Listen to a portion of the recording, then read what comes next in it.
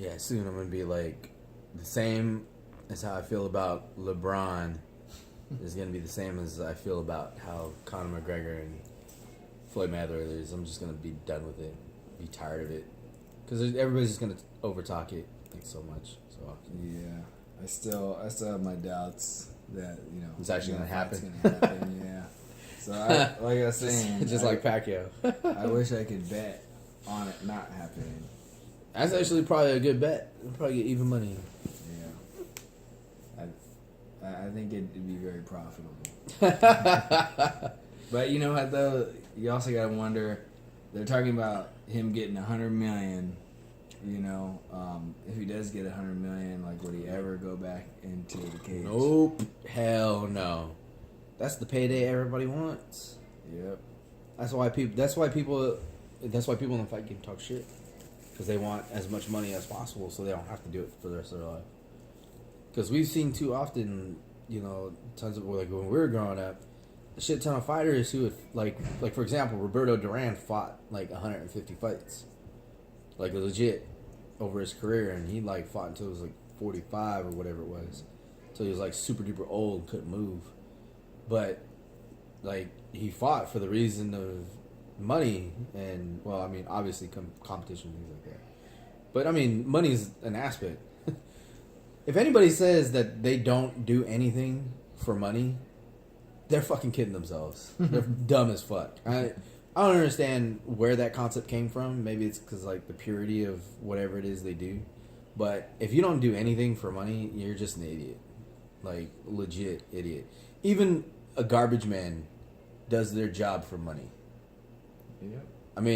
You're not gonna go up to a garbage man and say, why don't you just like take out garbage just for the love of taking out garbage? Like, no, bitch, I do it for the pension. Do it for the retirement and the benefits that come with it.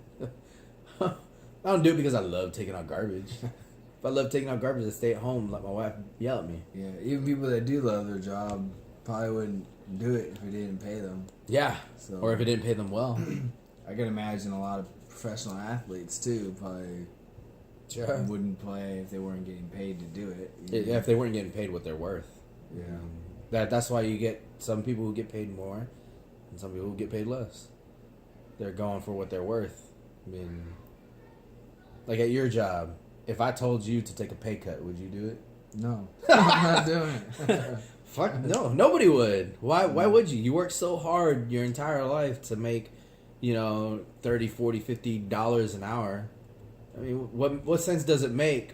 What sense does it make for you to take a pay cut just so Joe Wonder can have more money in their pocket? Yeah. Or even like to bring in Joe Wonder Kid into like your job, who's gonna one day take it over probably.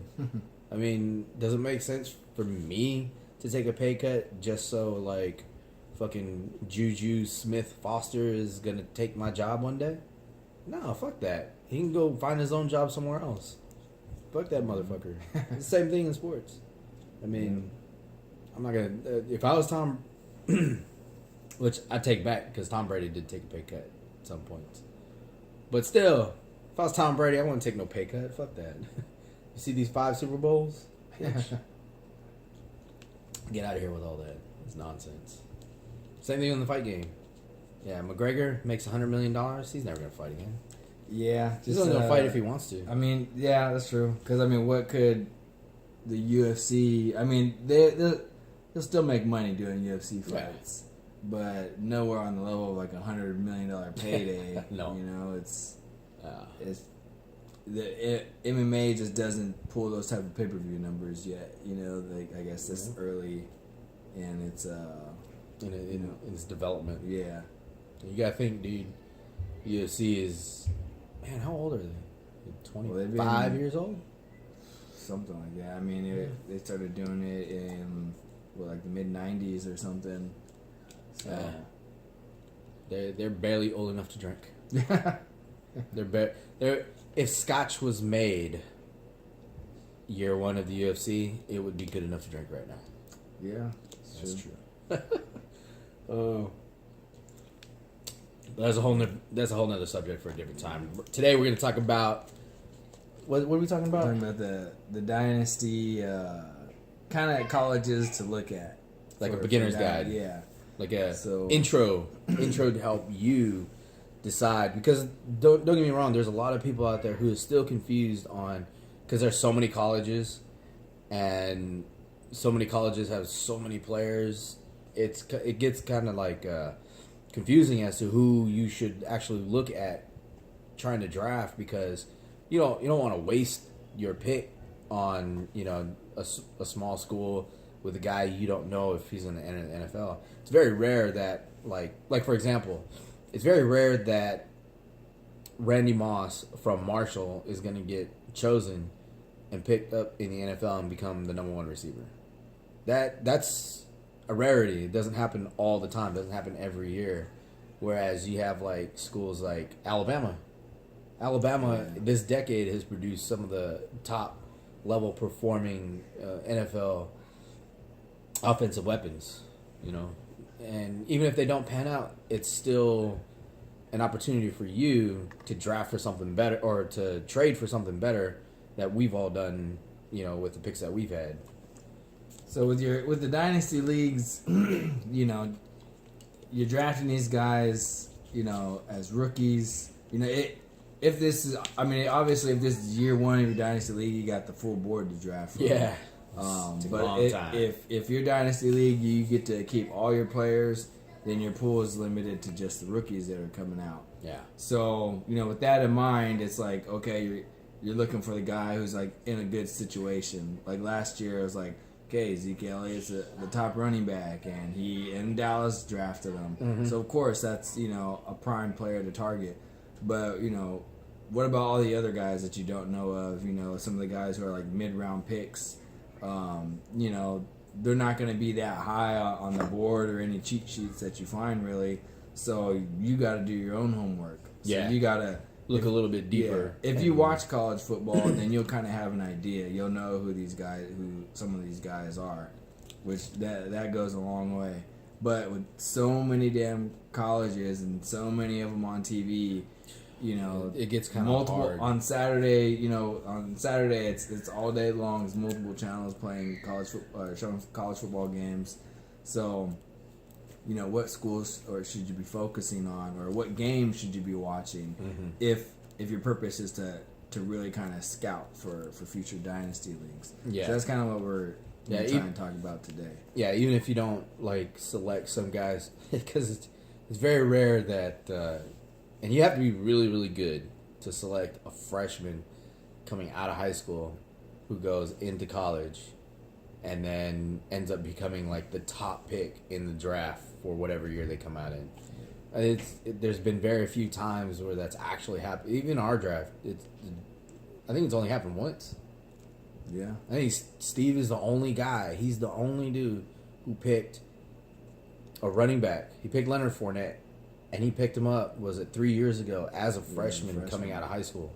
That's unprecedented. Not after his freshman year, like prior to his first snap. I mean, we're talking because we draft in July, and he had Leonard Fournette was just stepping on campus, just trying to get shit adjusted, letting his balls hang loose a little bit and he picked him up as a freshman. Dude, that's next level stuff. Yeah. I mean, which is what we're going to talk about after the draft, because I'm not going to let my secrets out with this dude. Fuck that. He's going to come in and swoop in and take my shit. Fuck all that. I got extra picks, so I can move up ahead of him if I need to. So yeah. But, I mean, I have no picks. I have no college players pick. None. Not every, I would say actually probably most, maybe over probably 90% of dynasty leagues maybe don't do it the way we do it, where you can draft college players. Yeah. So, for those where you can draft ahead, like our league does, it's highly beneficial to watch college games. Yeah. For those that don't, it doesn't mean you can't watch, who's this dope ass sophomore running back, or even though they're not going to come out for another year or two, it's just good to have more than 1 year to watch them on. Yeah. Some people flop the next year, or do even better, or maybe the next year, maybe they miss their junior year because of injury or most of it, and they enter the draft. But you saw that sophomore year, so you have a better idea of what that player is going to be like than the guy who didn't watch any of those games. And those guys are on your board. And that's like the whole point of this, is to make sure that you got some kind of ammunition, you got weapons coming into any draft, no matter what it is, whether it's just a regular fantasy football draft or it's a dynasty draft where you have to wait until they're coming out into the NFL as rookies to select them. At least you have some kind of heads up. You're at least ahead of the game. You're ahead of the curve, so to speak, when it comes to selecting guys, because you never know what position you're going to fall in that year when those guys come out into the NFL. So if you look at a guy coming out of college and you're like, man, dude, I really like, for example, I really like Dalvin Cook. He's impressed me. I like him a lot more than Leonard Fournette. His draft stock is probably like a little bit lower than Leonard Fournette's. Leonard Fournette is obviously gaining the attention because he's a top 5 pick. Was it top 5? Yeah. Because he's a top 5 pick. And the Jags are always like that hot team in the offseason too, where people are like, you know what, I really like the Jaguars. Like, I think they're gonna do it this year. And I'm not saying they can't. It seems like the last few years they make the right moves in the offseason and in the draft, just like the Browns. They just haven't been able to piece it together yet. But yeah, you just at that point you just have to look at them like, but it's the Browns. It's the Jags. Yep. Yeah, and a lot of people have been stung over the years from situations like that. So at least you have a heads up into thinking, okay, I know Leonard Fournette's going to get chosen, probably like first, second pick. At least I have an opportunity picking like number 5 or number 6, where if he's not there, I can go for Dalvin Cook, and that's my boy. That's the guy that I like the most. So it puts you in a much more comfortable situation to at least expect something that is going to go your way. Yeah. So that's the most important thing. So that being said, the beginner's guide to drafting college players is looking at schools. You have no idea. You want to know what schools to look at, what schools produce probably more offensive weapons or more players than any other school in college, because there are schools, and this is their job. They go out and they scout the nation for the best talent possible. And the best schools that are the top ranked in the best divisions are going to look at the top talent. And the one thing that's going to attract the top talent are the top schools. It's a no-brainer. So who's first on your list? Because I know I got like 3 schools at the top of my head I could mention. I mean, I think everyone's going to say automatically, hey, Bama. Bama is like one of the top schools to watch. They are loaded like at every position almost every year. Every year. The way they recruit the top, players across the country aggressively, they damn near get them all. Yeah. Alabama is one of the schools that actually, they over-recruit. And they actually recruit more players than they're going to have on their team. So people actually get cut from Bama, like, dude. I don't mean to cut you off, but Katy Perry's hot as shit too. Am I just because I'm looking at the TV right now too, because we have it on the NFL Network. I'm like, man, dude, Katy Perry, I would lick her butthole. Like, I would put my tongue inside that shit. I would kill Orlando. Hold on, I would kill Orlando Bloom just to get to Katy Perry. Just to say hi? Just say hi. What's up, girl? Just the Mac. Hi. And then run away hella fast. Like Napoleon Dynamite. Okay, go ahead. I'm sorry. I just totally got distracted. Bama. So yes, they over-recruit. It's, not everybody is guaranteed a spot on that team after they get recruited. Mm-hmm. So which means that some of these kids get screwed, because they think they're going to be in Bama, and they have their, they have their little training camps, and they're like, nah, you know what, or you didn't make the team, and they got to bounce somewhere else. But, and with that, like, you see every year in the draft, they always have, a bunch of players coming out, and then every time you think, oh man, they lost this many players to the draft, how are they going to recover? Then the next year, the next man up, how people like to say that sophomore or junior comes in and sometimes plays at a higher level than the guy that they're replacing. So, yeah, and just to give you an idea, I mean, let's take a look at some of the talent that's come from Alabama into the NFL. I mean, obviously you got guys like Mark Ingram, Trent Richardson, you got Amari Cooper, you got Julio Jones. I mean, for a while, it's like almost every year, like Alabama was like a running back factory, like to the NFL. They were just producing. It went Ingram was one. Ingram, then Trent Richardson. Trent Richardson. Although, he flopped. But it's like I said before, you can use him as trade bait. His rookie year was pretty productive. Yeah. After that, I think was it T.J. Yeldon? T.J. Yeldon. Hasn't quite panned out. I think the way people. But again, thought he might. Trade bait. That's how you have to look. But at he did have some hype on him coming into. And then being on the Jags, they're like, well, he could take over and blah blah blah. It's the hype. You want the hype. You want the hype because you want to be able. I mean, if you really don't believe in this guy, even though you have him, you can still use him as trade bait because somebody in your league is gonna be high on him, and then you can get something out of it for him. I was able to get in a 3 receiver trade, Larry Fitzgerald, Pierre Garcon, and who was the other dude I got?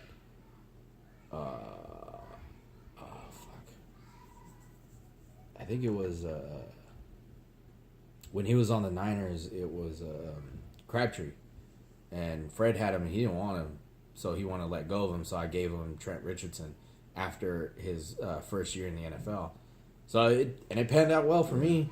Sometimes that hype is all you need, even if you think they may not pan out, but a lot of other people are high on some of these guys. Then you can make the trade. You can pull the trigger on that pick, draft that guy, and maybe trade him for someone who's a little more proven. Now, there's always the chance that the guy blows up and everyone was right and you were wrong, but at least you got someone proven, that you were comfortable with taking. It seems like lately Alabama's been like a receiver factory heavy now. Right after Julio, so, kind of exploded because didn't Odell go to Alabama or he went to Oklahoma? No, Odell Beckham went to LSU. Yeah, but I mean, and he played with what's his face from the Dolphins. Watkins. No. Oh yeah, Jarvis Landry. Yeah, was on LSU. So sometimes you guys come in groups. You got to pay attention to that too. Also, Alabama, you got Calvin Ridley that'll be coming out probably next year. They also have another guy, another young guy. I can't remember his name off the top of my head, but Alabama seems to be kind of putting out stars, left and right. So of course that's the top school to watch. And the one thing to look for in the next few years is that, it seems like it goes from running back to receiver, and it looks like the common trend is that they've been loading up on running backs over the last couple of years. I mean, Nick Saban loves to run the ball. To run the ball, but the fact that some of these receivers just been able to come out and kill it, in a run-oriented offense, to where they basically had to throw the ball because these receivers were so good, and they definitely threw it a lot more over the last few years. Mm-hmm. But just Alabama gets a lot of the top recruits. I think they're the number one for me. That's the number one school to look at. If you legit are just totally fucking clueless, look at that school first. Look at Alabama. Yeah. Now remember, we're just talking. Like the offensive play, like the skill position, running back, receiver, tight end. Oh, let's not forget O.J. Howard too, coming out this year. Receiver, running back, tight end, quarterback. We're not going defensive player with the talk today. Yeah, no, there's even though Alabama would also be a top choice for that too, probably. But yeah. So, but look at Alabama first. That's going to be your best. It's going to be your best bet, and that's what you want. You want to be able to have some kind of focus, some kind of idea. What's the next school you got? Another one that I like is Clemson. Yes. Clemson, especially with the receivers, too. Speaking of receiver factories right now. Dude, they're heavy. Mike Williams just got drafted. Mm-hmm. They got some kids there right now that are good. let's see who came out the year before that. Sammy Watkins. Sammy Watkins. Even though he's had his ups and downs with injuries, I think he's. You still can't deny. I mean, he still catch the ball better than than anybody else out there. Let's see, Hopkins from the Texans was at Clemson. Yeah, dude. And I got a feeling I'm missing someone else too. I know I'm missing another receiver there. One dude. I know someone's gonna be like, "Oh, what about so and so?" But that gives you another idea, dude. And you know what? And Clemson this decade has been huge on receivers, and I'm not gonna mention his legit. I'm not gonna mention his name, but there is a top prospect at quarterback who could go to any team. But I hope he goes to Clemson because, dude, he's unbelievably good, dude. I have never looked at anyone in high school the way I look at that guy. No, I'm just kidding. I'm kidding. That's you nasty. Look at guys in high school. Why not?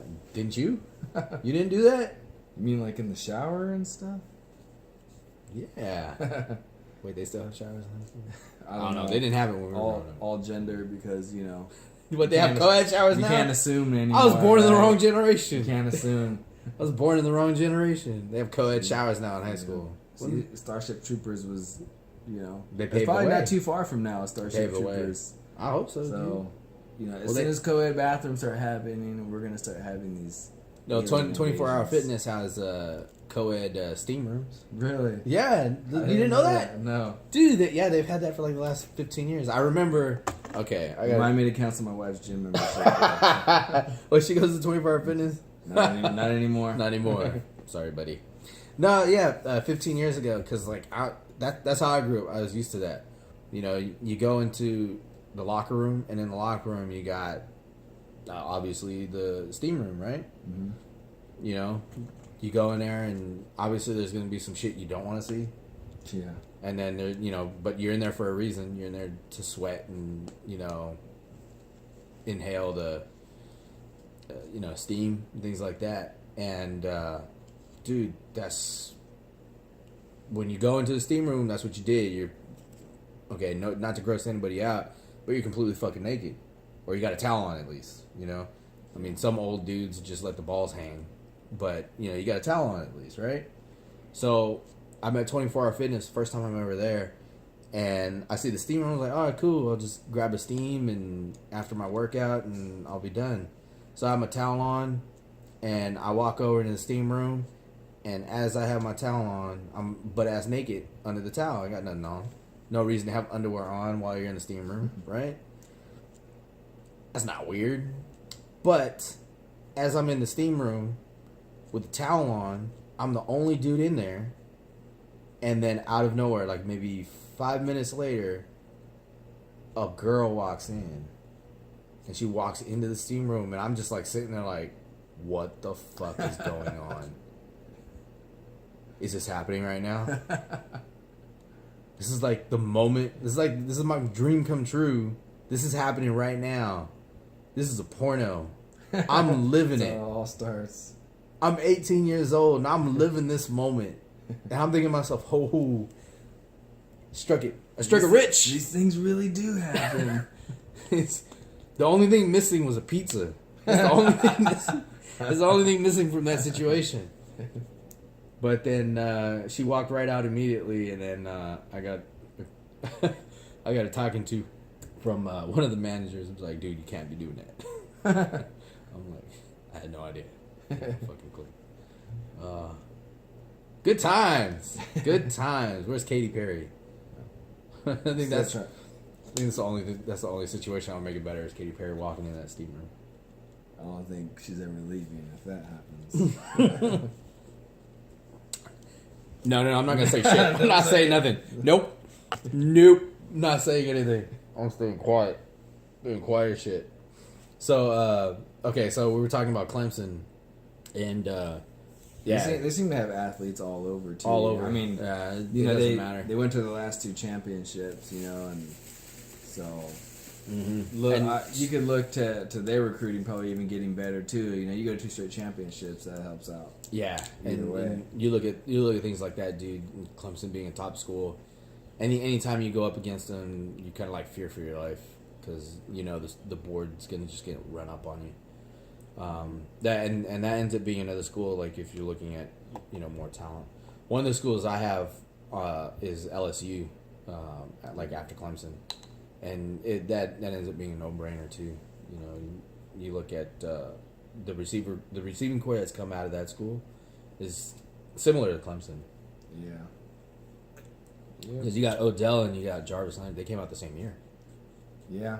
They of got course, drafted. Fournette, coming out Coming out of that school.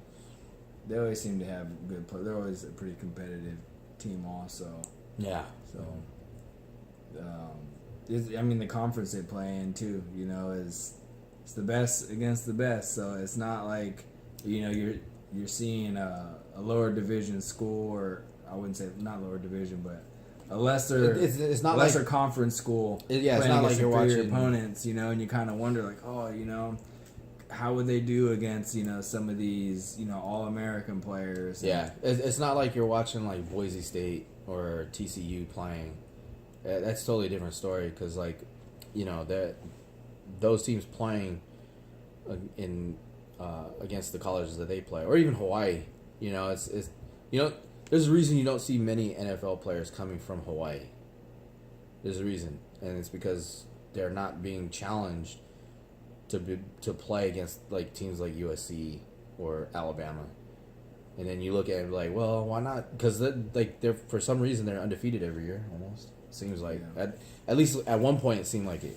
They were undefeated every single year, and you think about it, and you're like, well, why aren't they going up against like the top, colleges in the league in the United States?